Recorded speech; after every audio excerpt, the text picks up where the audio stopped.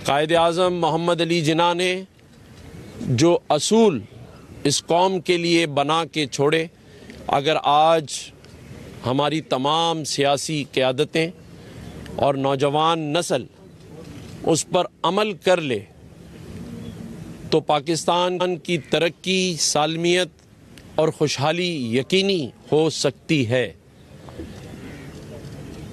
अल्लाह ताला ने रमज़ानुल मुबारक में ये प्यारा वतन पाकिस्तान हमें अता किया है और आज कई सालों के बाद मैं ये समझता हूँ कि जहाँ 2025 हमें कई शहादतों और शहीदों की याद दिलाता रहेगा, वहाँ क्योंकि साल का आखिर है और अब हम कुछ ही दिनों बाद नए साल में शामिल हो जाएंगे, लेकिन 2025 पाकिस्तान की तारीख़ में सुनहरी लफ्ज़ों से भी लिखा जाएगा, जहां पाकिस्तानी कौम ने अपने से कई गुना ज़्यादा ताकतवर मुल्क से जंग जीती है। हम एक फातेह कौम करार पाए हैं दुनिया में और आज वॉशिंगटन में एक जदीरे ने ये तहरीर लिख छोड़ी है कि पाकिस्तान कई बरसों के बाद दुनिया में तवज्जो का मरकज़ बन गया है। पाकिस्तान ने अपनी बेहतरीन हिकमत अमली से ये साबित कर दिया है, ये मैं नहीं कह रहा, ये उनका एक और मैगज़ीन फॉरेन पॉलिसी लिखता है कि जो ट्रंप की खारजा पॉलिसी है उसमें पाकिस्तान विनर और भारत लूज़र करार दिया गया है। और आज इस फतह का सहरा पाकिस्तान के फील्ड मार्शल जनरल हाफिज आसिम मुनीर के सर जाता है, क्योंकि उनकी दो टोक पॉलिसीज़ ने आज पाकिस्तान को अपने इस खित्ते में और दुनिया में एक अहम तरीन मुल्क करार दिलवा दिया है। अल्हम्दुलिल्लाह आज यही मैगज़ीन, यही अखबारात दुनिया के लिख रहे हैं कि पाकिस्तान की बेहतरीन अस्करी हिकमत अमली ने वो एतमाद कई बरसों के बाद पाकिस्तान पर बहाल कर दिया है। पर फिर से दोबारा इस बात पर आ चुका है कि इसे कंप्लीट होना चाहिए।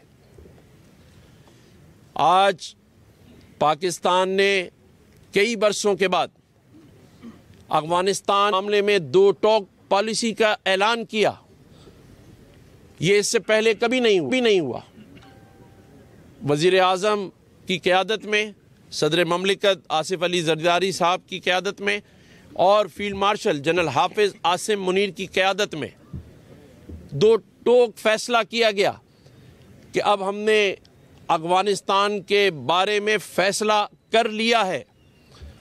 आज पाकिस्तान ने दुनिया को ये बता दिया है कि इंतहा पसंदी का मामला हो तो उस पर भी पाकिस्तान ने दो टोक फैसला ले लिया है।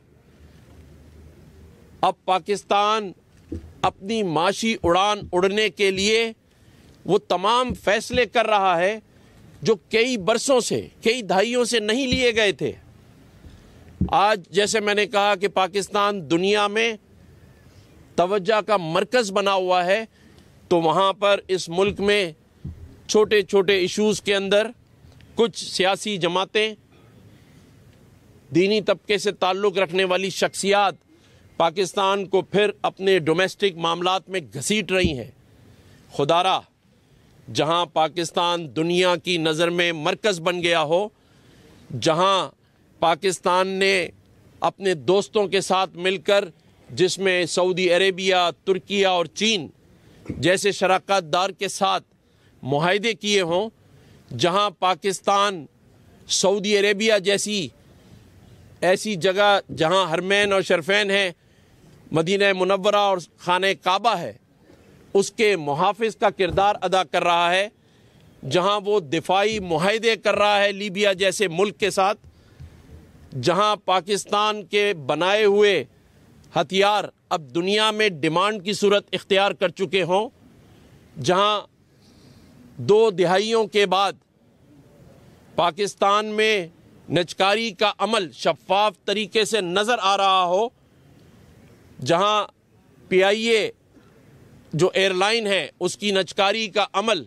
हो चुका हो, जो कि एक गेम चेंजर भी साबित हो सकता है, क्योंकि जिस तरह पाकिस्तान मरकज़ बना हुआ है दुनिया में, तो मैं ये समझता हूँ कि पाकिस्तान ने साबित किया है। पाकिस्तान ने क्रिप्टो करेंसी में अमेरिका के साथ शराकतदारी के साथ उसका अलाई बनकर आगे बढ़ा है। हर वो काम जिससे पाकिस्तान अपने माशी बहरान से निकल सकता है, वो मैं समझता हूँ कि फील्ड मार्शल की क़यादत में अल्लाह ताला ने हमें दिया है। ये मैं नहीं कह रहा, ये दुनिया के मैगज़ीन्स और अखबारात कह रहे हैं। तो अगर दुनिया तस्लीम कर रही है पाकिस्तान की बेहतरीन सफारतकारी को, पाकिस्तान की बेहतरीन अस्करी सलाहियत को, और पाकिस्तान के जो शराकतदार हैं, जो कि अब नज़र आ रहा है, UAE के प्रेसिडेंट पाकिस्तान आ रहे हैं, और पाकिस्तान के वज़ीर आज़म, पाकिस्तान के सदर को, पाकिस्तान के आर्मी चीफ, फील्ड मार्शल को दुनिया में जो प्रोटोकॉल दिया जा रहा है, ये इस बात की अक्कासी है कि वाकई पाकिस्तान अपनी बेहतरीन हिकमत अमली, अस्करी सलाहियत की वजह से और 5 गुना ज़्यादा ताकतवर मुल्क को शिकस्त देने के बाद आज इस खित्ते में एक अहम तरीन मुल्क बन चुका है। अल्हम्दुलिल्लाह, पाकिस्तान अल्लाह की मेहरबानी से एक ताकतवर मुल्क बन चुका है और उसे दुनिया तस्लीम कर रही है। खुदारा, अब हमें भी तस्लीम कर लेना चाहिए।